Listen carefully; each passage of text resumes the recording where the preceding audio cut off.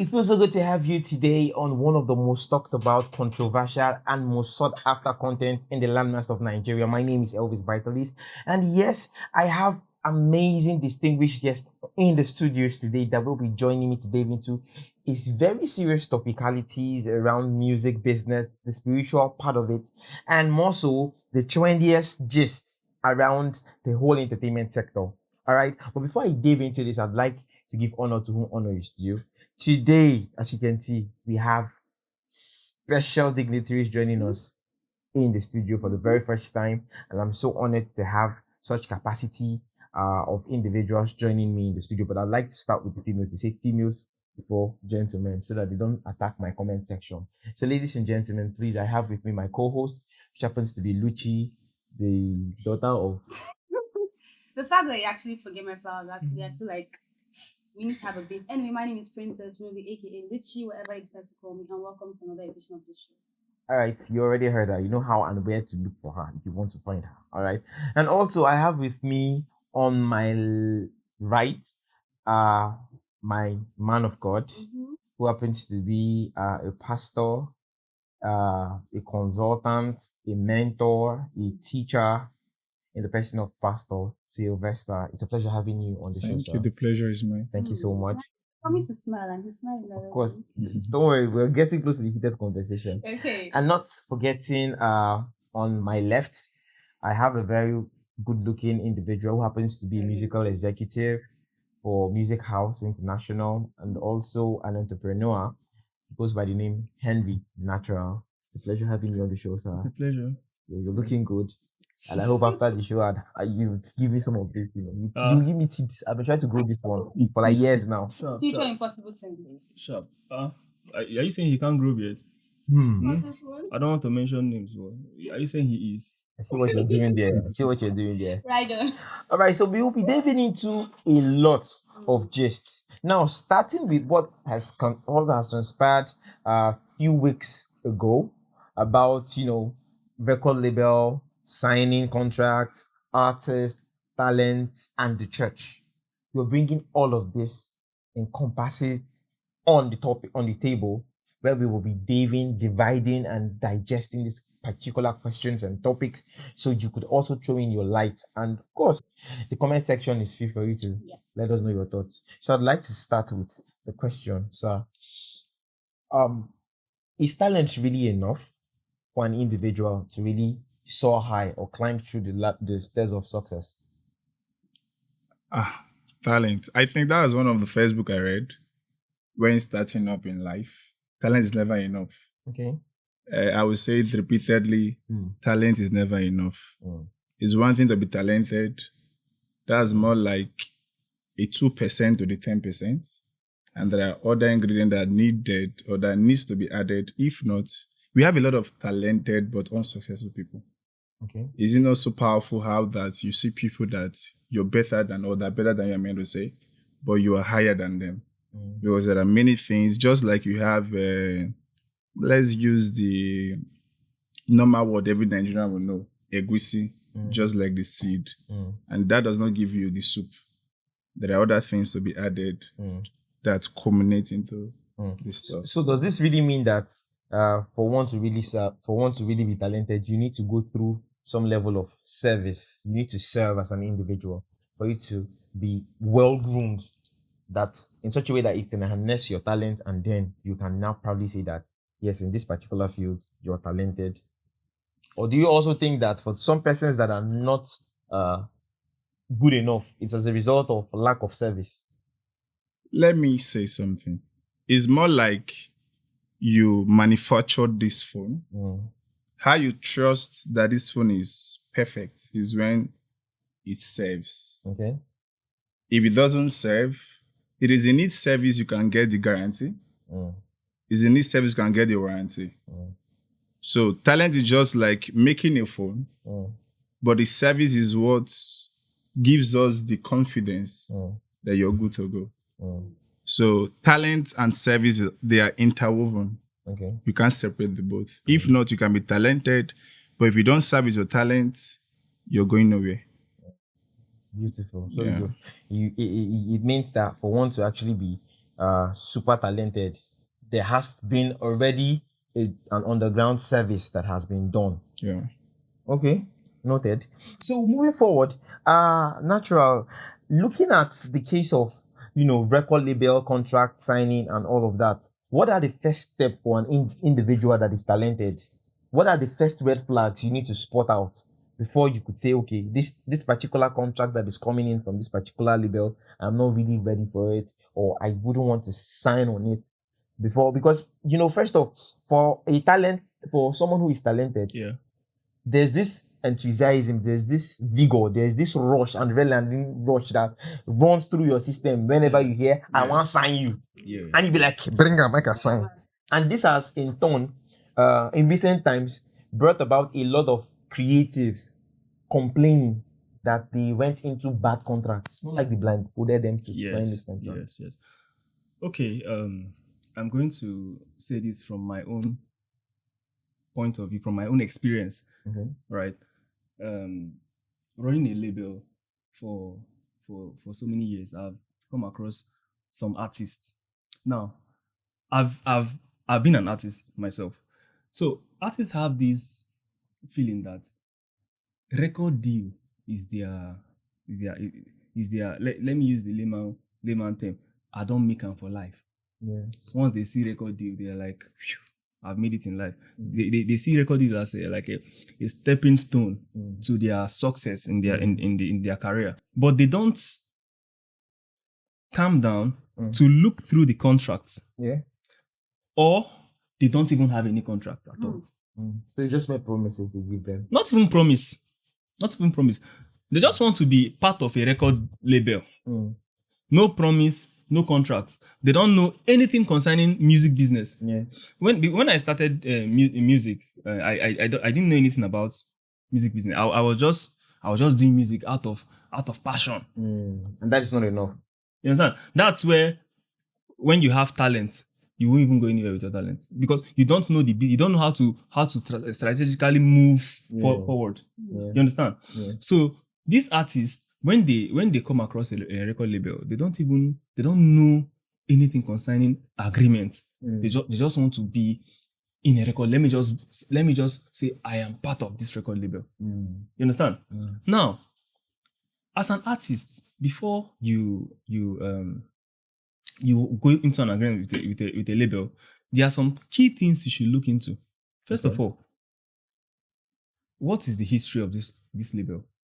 First of all, before you even look at the kind of contract you're even going to sign, what is the history? Do I have any sound alike in this label? Like, is there any person in this label that sounds like me? I won't record the label and the record label. This is a problem that's had. I think Kiss Daniel and Sugar Boy. I won't call the label. They sound alike. Now, do they really sound? Do I really have peculiarities between the both? Yes. Now, that's one aside.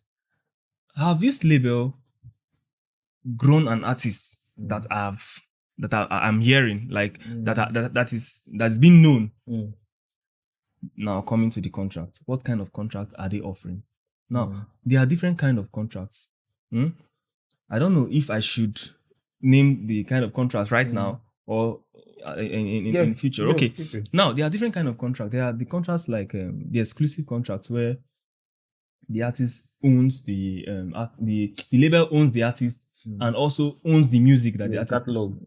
Yes, these exclusive rights. Now, the artists, they are not allowed to make release with another label because this label now, their label owns them, owns their name, owns their music, thereabout.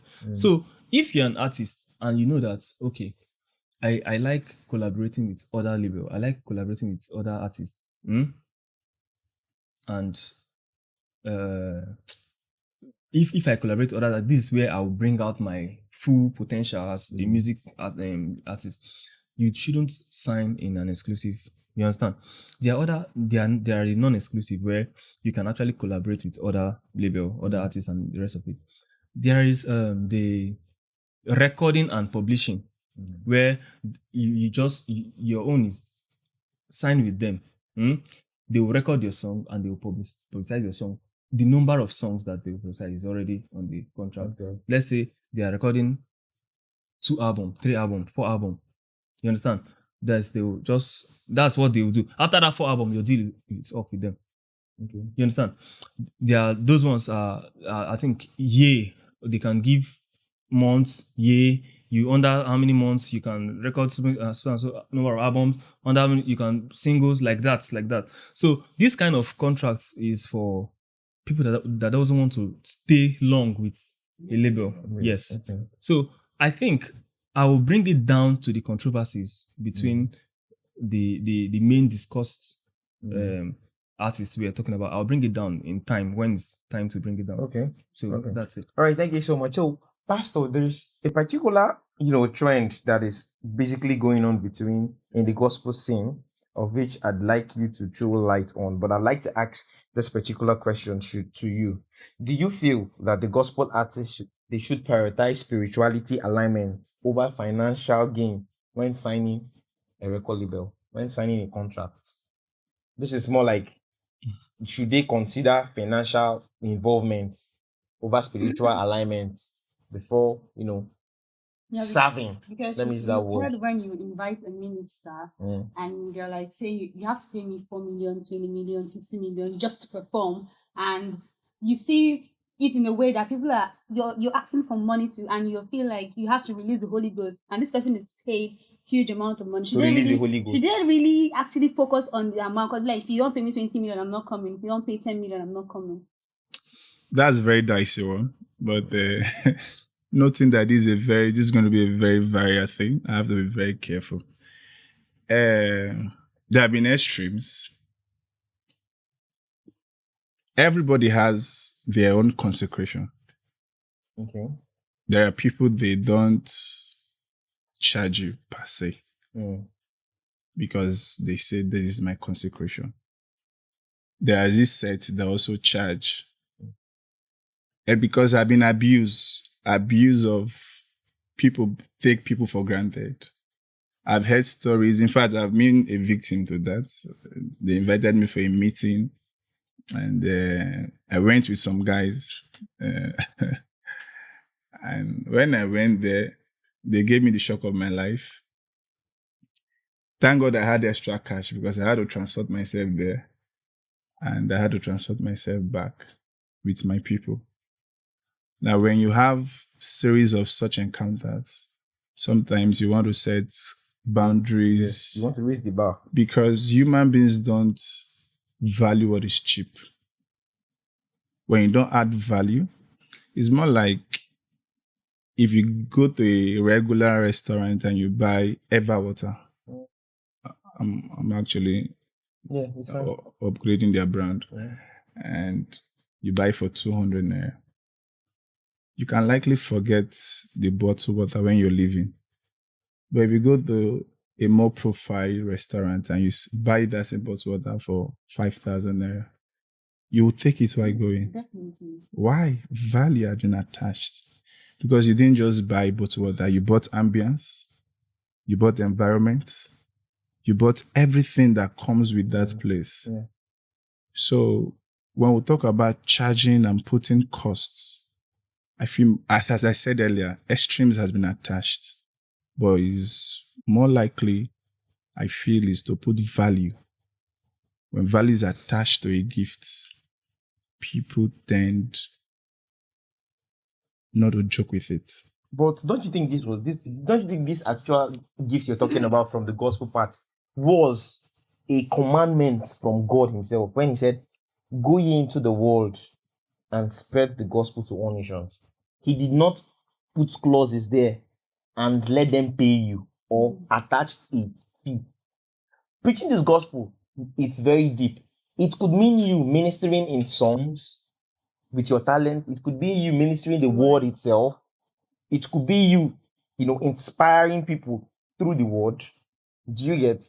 But right now, it's like everything is now monetized in the kingdom, and to a larger extent, it's more likely that the particular audience that is supposed to get connected with these people and not really getting connected because they can't afford to. Let me be contextual in what I'm saying right now. When we talk about gifting, is it just singing? First, So it's not just singing. I'm We've coming. had scenarios where pastors are paid Yes, heavily, come and preach. and they will tell you even before they come, tell their PA, tell my PA, tell them if they don't bring this million, I It's will not not going to climb that happen. altar. Yes. as I said earlier, there has been extreme, but let me say what I wanted to say. You don't even know where I'm going to because I'm meeting you right now. Okay. When it comes to gifting, God is a giver of gift. The Bible says that the gift of God is without repentance. That means oratory, spoken word, singing, dancing. Do they pay you? They pay you. This gift you're using is from God. It's more like God gave you 3, but didn't give you shirts. Inside that 3, you think are shirts. They pay for your productivity. I'm not against people paying you. There have been extremes, but I'm not against it. God gave us raw materials. It is through the creativity of men that will not have finished products. So you pay for those finished products. Else, you use the raw materials. So, in other words, you're trying to say that it's either you pay for the value that this particular persons are asking of for their presence to be graced, or you get their CD plate and play for people to watch. Or you make do of your choir ministers in your church. So don't you think that is a bit limiting to the kingdom assignments? Let me say something.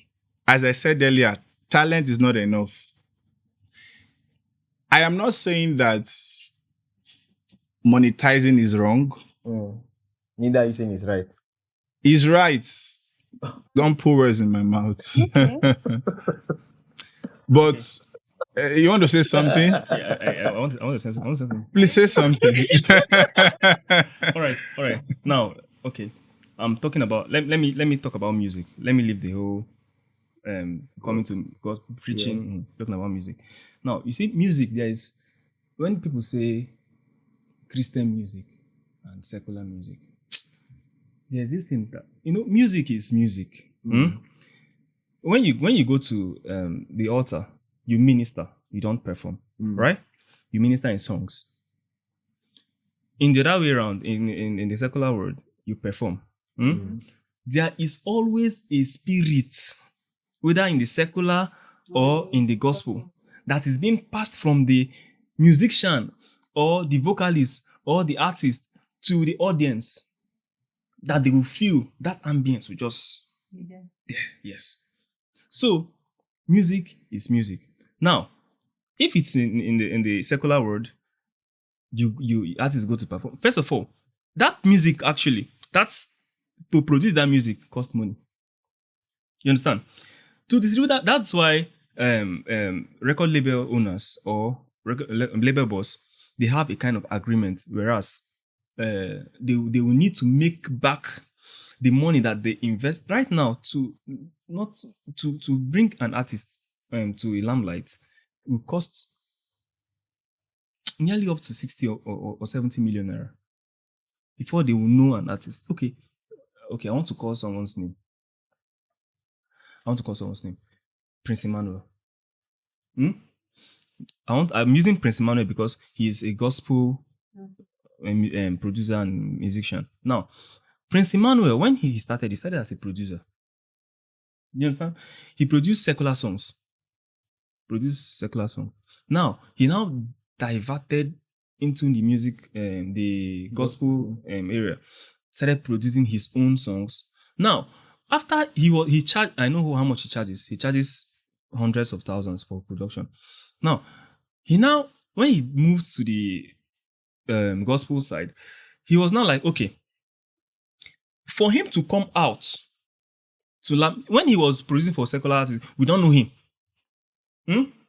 But when he started making his own song, we started knowing Prince. But for him to get to that place, for him to top charts, he paid some thousands of dollars. For you to know him that this is this is this person, this is this brand. For you to know this brand, he sacrificed some things. So now, like what pastor said, he said, God will give you a tree, he won't give you a shirt. You understand? Now he's using his own talent. So when gospel artists say, pay me some, okay, we are trying to organize a gospel concert now. Somebody's telling us 4 million naira. A gospel artist saying 4 million naira. Now, that one it's not a problem. It's good. You feel so? Yes. It's good because for me to know, or for the audience to know that person, cost the person a fortune. You understand?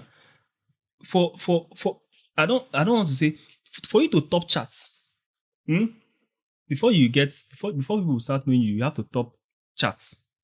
For you to top charts, you have to pay huge to top charts. Whether you are in a secular, whether you're doing secular music or you're doing gospel, it's even more difficult in the gospel industry. But I want to say this here, Pastor. Okay. You know, the fact that this gospel song any gospel artist is doing is not solely theirs, it's of God. I don't think I should pay a gospel artist to come and perform in my church because Christ has already paid the price. Let me ask you a Why question. Why should I then pay the price? I don't even get my point. Why would I now pay can you I ask you a millions when the same word, the same song you're coming to sing, is already a mandate, is compulsory. This is your identity. Let me ask a question. Yes, sir.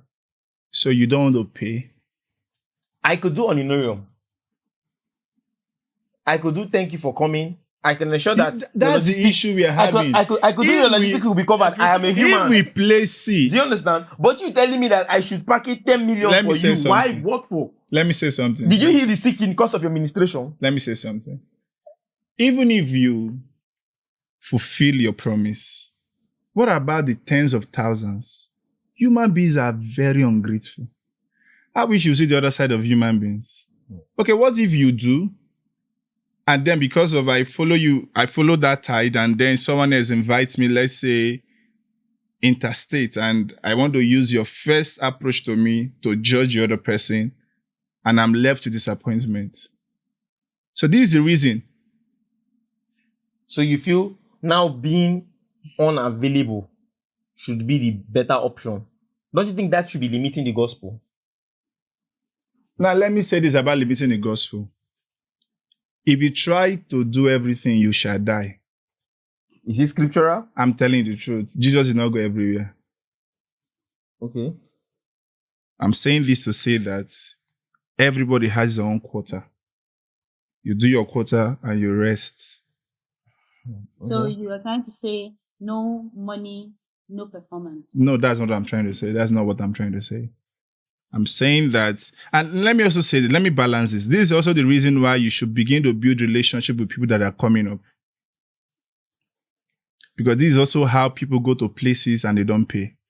Because more likely they have relationship with those people.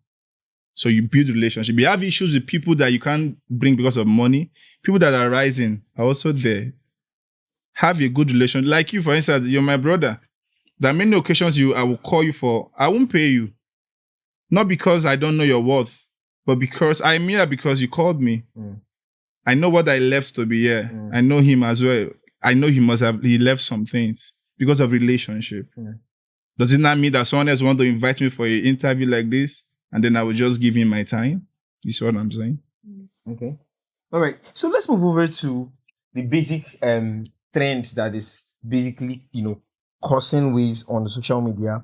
I have a few questions from that particular trend. Now, looking at what is going on between a said gospel artist and her label boss to the music executive we have in the house, do you think that the gospel ministers or the gospel label owners are exploiting gospel ministers using the fact that because of the exploitation is just so they can fund the gospel ministry?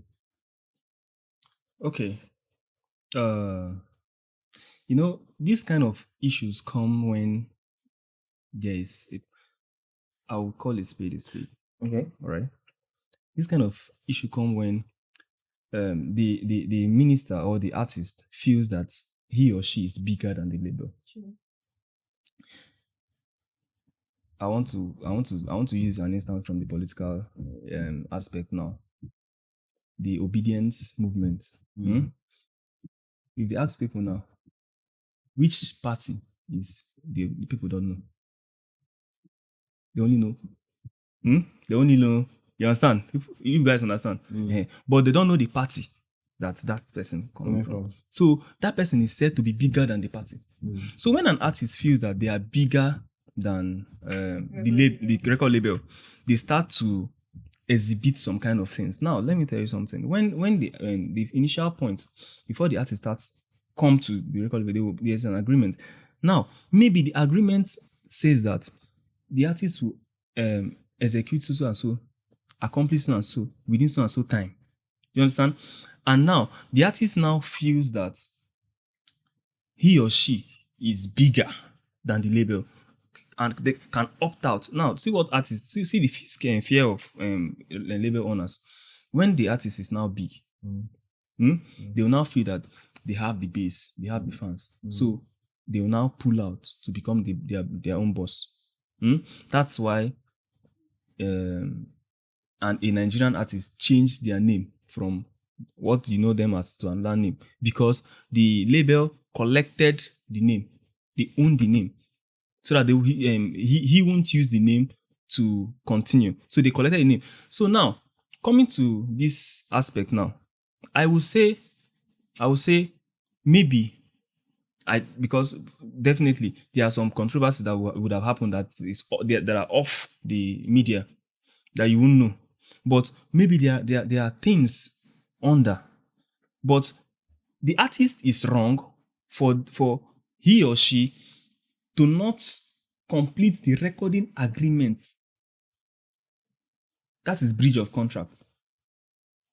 You understand? But the financial aspect of it, I will say it's that for me, this is to me now.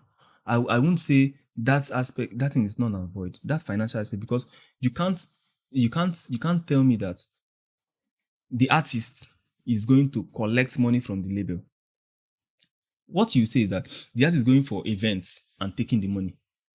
You understand? Mm-hmm. This is where I said the artist is feeling more bigger than the label. You understand? But the artist, on the other hand, is wrong for not completing the recording deal assigned to them.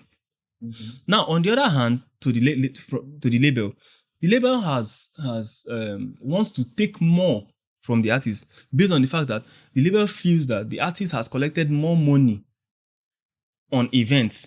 So in order to take more from the artist, the label will sue for a particular charge or allege for something. So I feel that is what is just going on right now.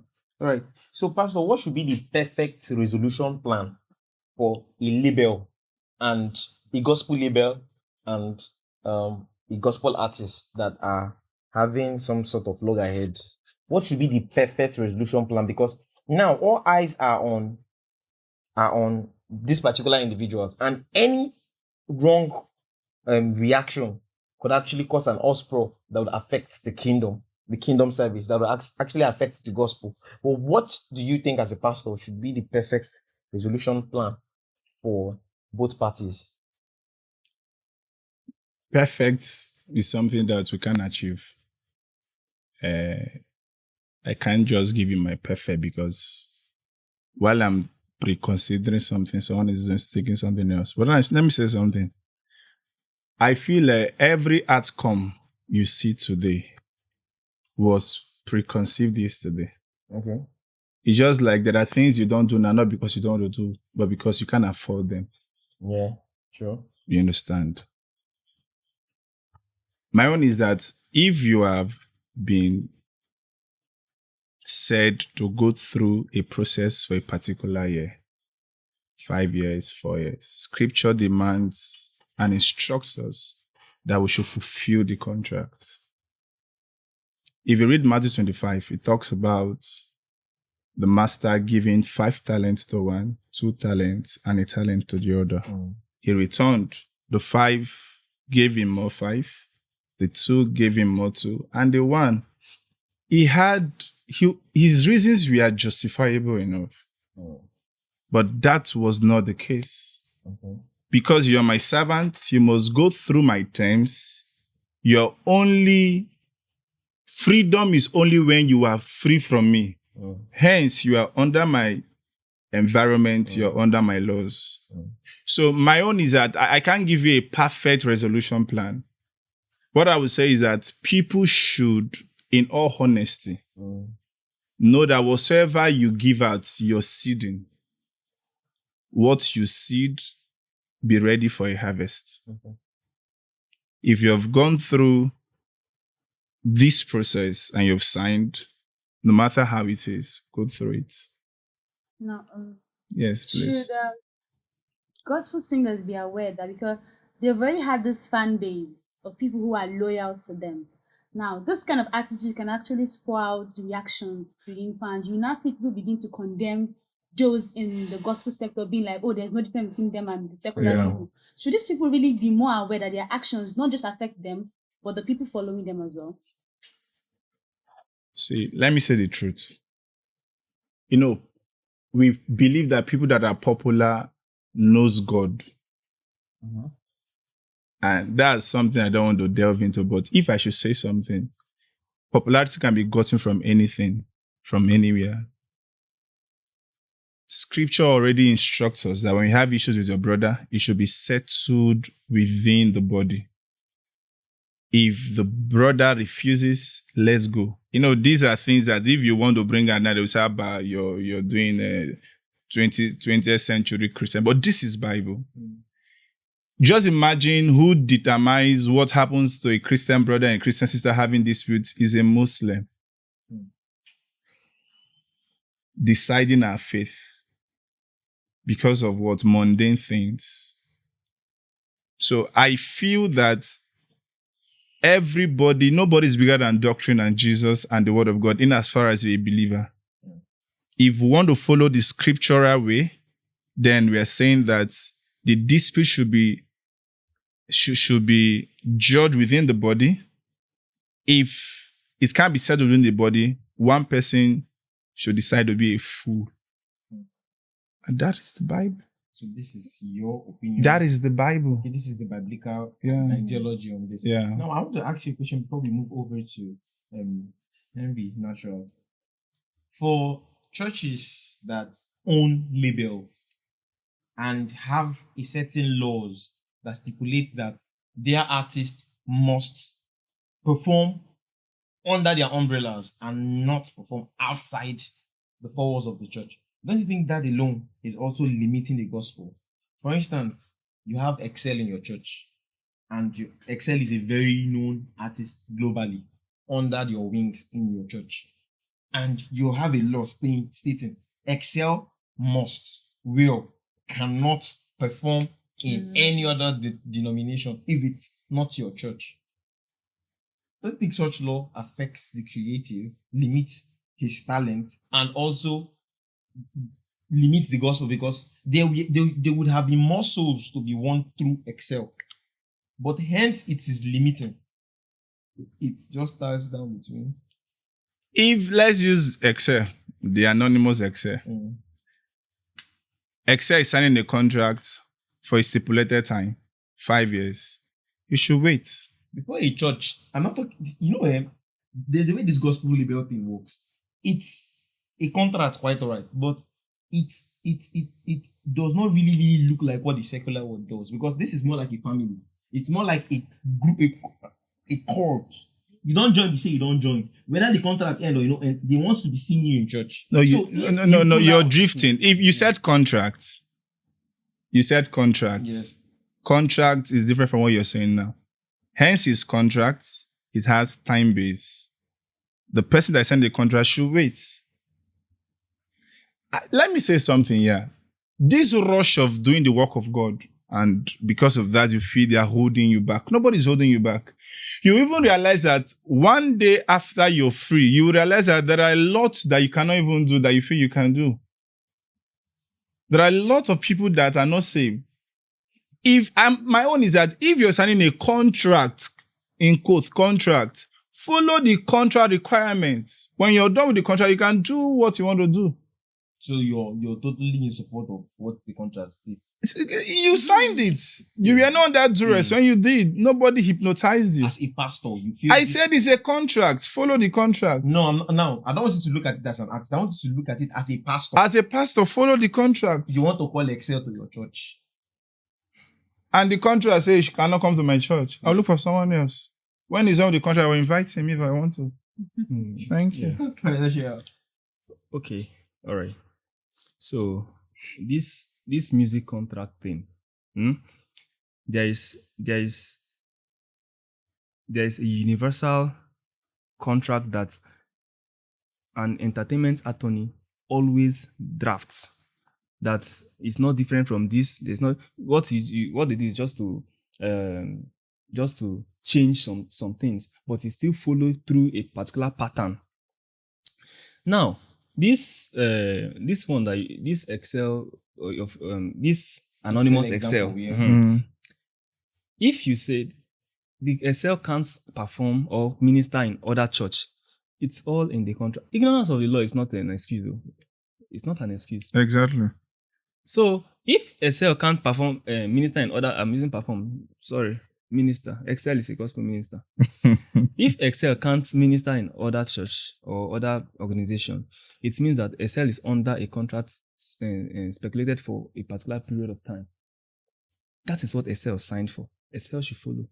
Even in the Bible, they had laws and everybody keep to that law. Even God gave a commandment that we should keep to. So everybody keeps to law. Coming to the said artist we're talking about, it's not easy. Let me remove my glasses.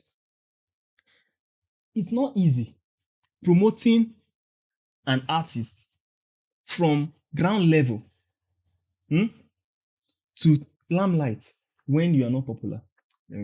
I've said it. Maybe back. It's only easy for labels that are known. It will be easy for maybe Maven Record, YBNL to promote an artist.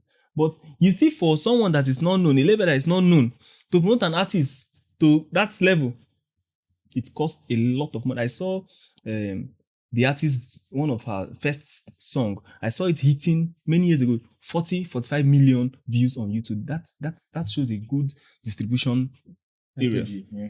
A very good distribution strat, as in 45 million for a song as a gospel artist. So it takes a whole lot. So why can't that person that is funding that thing get back what they have spent? Okay, so let me ask you this here. Who do you think should be the rightful owner of the mastering copy of the single or the song or the catalog? Who should be the master? Do you think it should be the artist who has the intellectual talent, who has the talent, or it should be the label who has been funding and pushing? Okay, let me tell you. Contracts. There are some contracts that said, I own you. I own your song for this particular time. After this period, you own your song. You can have your song. But for this particular time, I own your song. There are some contracts I would say, for this particular time, any song you sing, even the one you have not sung, any song you sing, we own it. If you are leaving this contract, this song is not your song again. It's still our song. So contract said. Now, depending on the kind of contract you're signing, it will state if you own the song. They will even own your name. Your name is Elvis. They will own your name. It will state that they will own your name. Your name. You don't own your name. They own your name. They own your song. They own what you wear. As in, they will tell you what to wear. They own you. Contract states that. So it depends on the contract. If it states that the label own the song, the catalog, the everything, they own it. If it states that for a period, but every contract, if it's not exclusive, it's you can perform it elsewhere. If it's exclusive, you don't own your song. Label own the song for a period of time or forever. Wow. This has really been a very beautiful discussion, I must say. And at this point in time, I just feel like the urge to go into music is gradually dying. I'm sorry to say, because with all of these dramas, are you even sure you are ready for the drama? That is like the big question. Now, for most persons that are really anticipating to be the next big gospel artist, we're not discouraging you, but the big question is, are you really ready for the drama? Are you really ready for the drama? But do you think that all of the financial obligations from the record label should always be standing as a threat to the signee? For instance, if I sign Excel, Okay. as much as Excel is under me doing music, I will tell him, Excel, you see this song you're doing? I don't like this song. Do you know how much I've invested in you? Do you know how much I've invested in you? If you don't, such threat, do you think it's healthy for an artist? Because most times, most of them are working, they work under duress because of this threat. Okay. And in that situation, what should be the possible solution? What should be the best approach? Especially when the artists are signed 10 years contracts. What should be the best approach? Okay, now, in a good label, in a good music company, there is always a producer, a composer, a music director, a music instructor, then the vocalist or the artist. Now, the whole work doesn't lie on the artist. Except the artist is maybe an instrumentalist that composes. It doesn't lie. Now, then there is a music marketer also. A music marketer, and what the music marketer does is to a music strategist, sorry, not marketer, strategist, is to know the trend that is happening that period. And compose and join heads with the composer to compose something on that trend. Now, okay, that aside, it's never an issue for musicians that are into a label to have that fear, because they don't work alone. They don't work. They do rehearsals. Now, I want to say something for people that want to join a label or start music career. Now, see how contract works. There is 100%. Let's say royalties now, 100% of that royalties. Now, this is your talent. It's like partnership. You understand? Partnership. You're partnering with a label. You are bringing in your own talent. The label is bringing in their resource, their guidance, their every other thing. What you're just bringing is your talent. So because what you're bringing in is just your talent, you take a minute sum of portion of the royalties or everything coming out from that music. They get paid, but minute, because they have to pay the label for the services they are running by putting you out there. So you can sign a contract, but get an attorney, get an entertainment attorney. Let them review, explain to you what the contract is saying. So you won't just go and sign what you don't want. Sometimes they use grammar. Finish you. You sign the contract, you don't even know, they'll use grammar, finish you won't even understand. So get an entertainment attorney. They'll explain the contract you are trying to go into, you're trying to sign, then you're good to go. Because that contract is just for a couple of time. You get to a limelight, you will break out. You understand? If you still want to continue, you can continue. So it's not a thing to be scared about. You want to go into a music contract, perfect. Okay, so I want to ask you one question and then we'll call it a wrap. Do you think that the houses, the cars, the all expense paid trips, do you think all of that can be equated, or it's enough for an artist to really get this level of exposure to deliver optimum?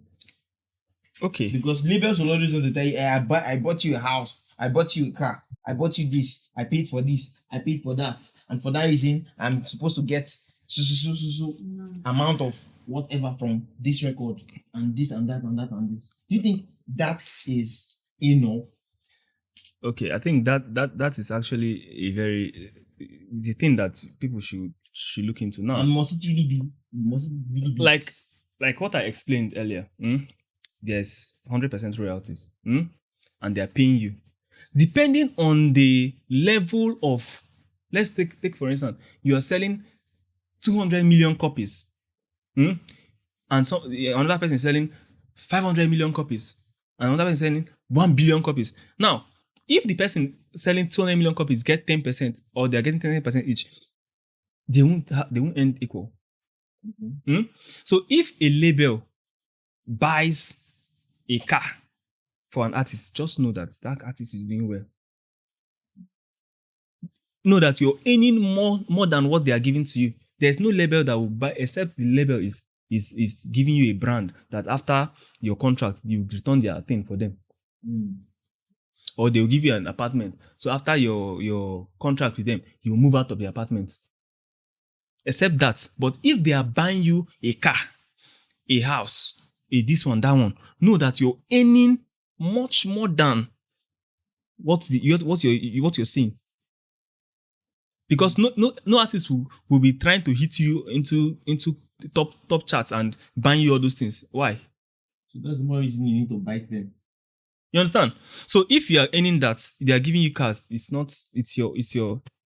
yours. So no artist, no label should tell you that we bought you car, we bought you this one, we bought you that one, we bought you this one. You earn it. All right, Papa. You have anything to say on this before calling it a wrap? What I would say is, finally, if you are serving someone, serve with all your heart. Scripture says, even when your boss, paraphrasing now, is heading into ill treatment, endure. I just believe that life is a seed. Any seed you sow, you will definitely reap. So my own take is follow through the process. It's not easy. Of course, it's easily said and done. But if you can endure and obtain grace from God, you'll realize that those that will come out from you will not reciprocate the evil. You get what I'm trying to say? Yeah. So that is my own. All right. It has really been a very thought-provoking conversation from our guest and co-host, and of course your host for the show. Really, like I said, I'm not going into music. I'll think about it again. I'll think about it again. But trust me, if you still have the talent, trust me, they are very, very amazing labels. They are very, very wonderful management and contracts out there for you to sign. It's just for you to play and hope that they come your way. All right. Speaking of coming your way, at this junction, I certainly will be drawing the curtain close for the show. All right. Yep. Thank you so much for coming, Pastor Sylvester. All right. Thank you for coming, Henry Natural. It's a pleasure having you guys. All right. And I cannot wait to see you guys once more on the show. This is Fact and Rant on TPOC TV. Don't forget to follow us up on our social media at TPOC TV. All right. Until we come your way on the next episode. Right. It is a what? A wrap. All right. Thank you so Peace. much. You started feeling you have a sound. Exactly.